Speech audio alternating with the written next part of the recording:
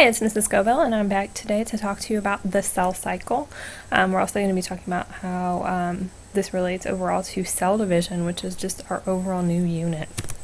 We have 3 learning objectives for this lesson. The first is to explain why cells actually go through the cell cycle. The second is to be able to identify all the stages in the cell cycle, and finally to explain how this is regulated, the cell cycle.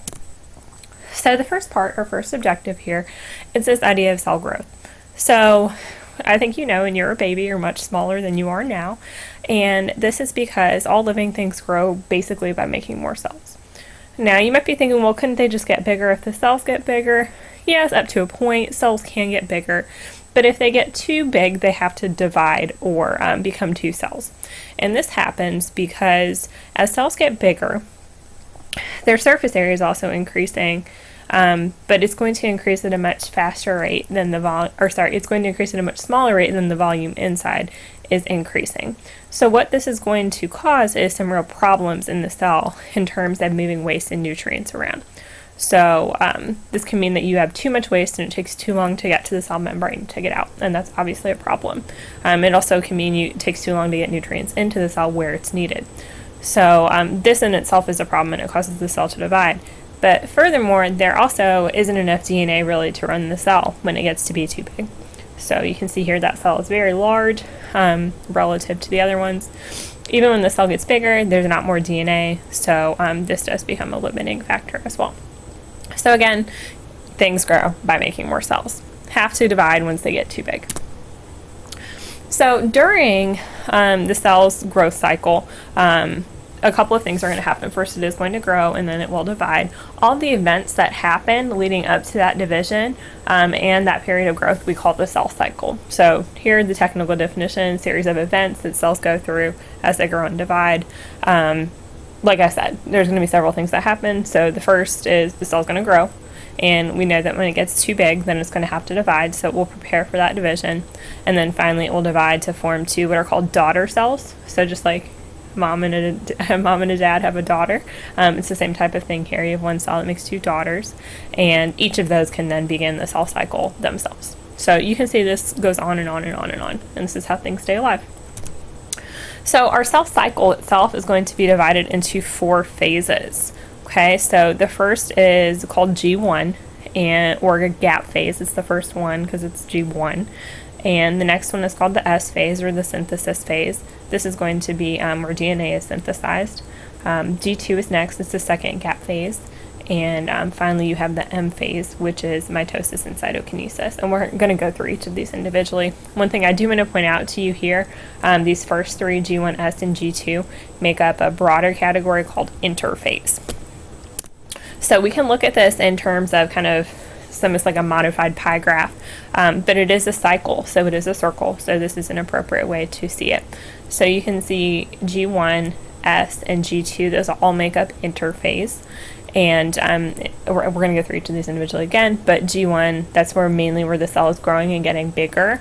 In S phase, that's synthesis, DNA is being replicated, and that makes sense. You've got to copy it so that each cell gets some.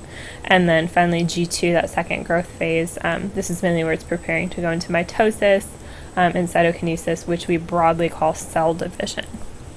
So this kind of diagram, you need to be quite familiar with looking at it. Okay, so now we're going to go into first interphase, because as you saw from our graph, if we think of this as time, the cell is going to spend the majority of its time in interphase. And this is the period of growth that occurs between the cell divisions. So again, mitosis and cytokinesis together. And again, there are those 3 phases, so G1, S, and G2. And the G stands for gap, and then the S stands for synthesis. So we're going to look at each phase individually now. So first G1, and just a reminder, G1 equals gap 1, like I just said. And the main thing that happens here is the cell is going to increase in size. So a couple reminders here, like we already saw, when the size of the cell gets too large, this is going to prompt the cell to really have to divide, because that surface to volume ratio really becomes too small. So that means there's too much volume inside, not enough surface outside. The consequence of that is that materials like oxygen cannot diffuse well into the cell, also sugar, and also bad things can't get out, like CO2 can't get out. This can kill the cell, so this is very important that that ratio is appropriate. This is also going to be a place where new proteins and organelles that are going to be needed later are synthesized. So a lot of the organelles get copied at this point. This is also going to be the longest phase of the cell cycle, as you probably saw on the diagram. We can look back at that. S looks a little bit long here too. That depends on the actual cell, but G1 is usually the longest. Okay, so now the next one, the S phase, remember that stands for synthesis. A reminder, synthesis means something is being made. Well, the thing that's being made here is DNA. So DNA gets replicated, and this picture here is showing you some chromosomes. And what's going to happen is these are what are called chromatids. These are individual chromosomes, and those get copied, okay, during the S phase. So this ends up giving you a double copy of that individual chromosome, so that later each cell will get one. All right, the last phase and interphase is G2 or GAP2. And here there's a few more organelles that are going to get made, and also a lot more molecules and proteins. But these are going to be things that are pretty much just needed for the cell to divide. So once we get more into mitosis, we'll focus on what those organelles are. But remember, most of the cell organelles were made back in G1.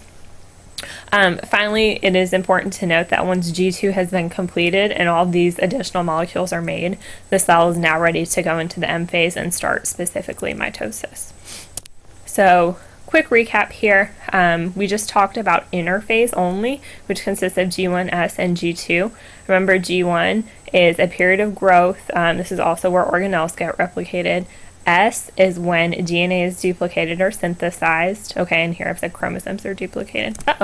And then finally G2, that's after DNA has been duplicated, the cell really here is making molecules to prepare for cell division, which is mitosis and cytokinesis. I do want to point out here to you, because you will need to just know these terms, and we're going to get into them more again when we talk about mitosis tomorrow. But mitosis is further divided into phases: prophase, metaphase, anaphase, and telophase or telophase. Notice that cytokinesis is treated separately. At the end of this, regardless, you end up with two cells. Okay, so now we're going to talk just very briefly about cell division. So cell division, as I've said several times, is mitosis and cytokinesis. Mitosis comes first.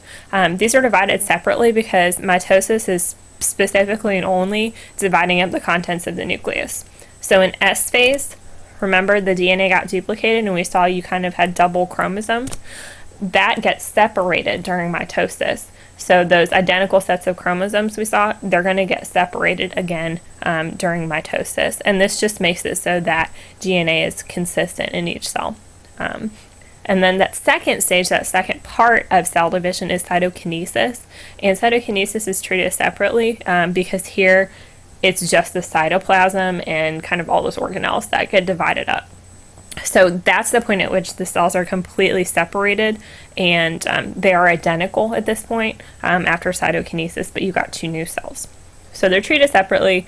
You'll see when we see them happen, it's very quick and it's hard to tell the difference, but they are divided in terms of what's being divided. They are divided in terms of what's being divided. They are classified differently in terms of what's being divided. So with mitosis, it's the nucleus and the nuclear context. Cytokinesis is the cytoplasm. Okay, so the last thing we need to get into here in terms of our objectives, as you saw, is how all of this gets regulated. So you might just think it's a lot of mumbo jumbo and it just happens magically, but it's actually back to our friends, the proteins. So we're going to have a lot of proteins that are made that are going to regulate when the cell goes into the different stages of the cell cycle. And a lot of times these proteins are going to spur other proteins to be activated. So there are three kind of main classes of proteins that are going to help control the cell cycle. And the first sound like they're regulating the cell cycle, which is what they do. They're called cyclins. And you can see here I've got a little graph to show you. There are several different types of cyclins. And here's an example to show you this three different cyclins that are upregulated or go up during these different phases of the cell cycle. So cyclin E, you'll see it go up at the beginning of this G1 to S transition, which a lot of times people call checkpoints. You'll also see an upregulation of this other one, cyclin A, at the S to G2 kind of transition, and then M phase will have a different cyclin. So each of these cyclins are going to activate different enzymes that then help the cell to proceed to the next step. So if these do not get activated, the cell cycle will not proceed. The next type are actually called internal regulatory proteins. So these are essentially inhibitors. So inhibit means to stop, and they don't let the cell cycle proceed until certain checkpoints have been reached. So like I said, people kind of call these checkpoints between them. So G1 to S, that transition, there's certain checkpoints. So for example, the cell needs to have grown in size and it needs to have its organelles done. If that has not happened, it will not proceed past that point. After S, if the DNA has not been replicated, it will not proceed past that point. That doesn't happen by chance. Proteins are making sure that it does not proceed unless that checkpoint has been reached. And then finally, sometimes external factors, and this is mainly growth factors, can actually spur the cell cycle to happen. So if it's in G1, for example, growth factors can make a cell proceed to go through and eventually go through division. Cells spend a lot of time in G1S and G2, and growth factors actually help speed up that process because they'll activate cyclins. So again, it's all back to proteins. Proteins are helping to regulate and make sure this is timed correctly. If this gets messed up, you get cancer. That's pretty much how this goes down. So if any of these cyclins are misregulated, if things are not activated at the proper time, this can lead to uncontrolled cell growth because the cell cycle is regulating how much that cell is growing and how quickly, and the end result of that really is cancer and eventually tumor growth. So overall, that's it for today's lesson. Make sure you write your complete summary in your notes.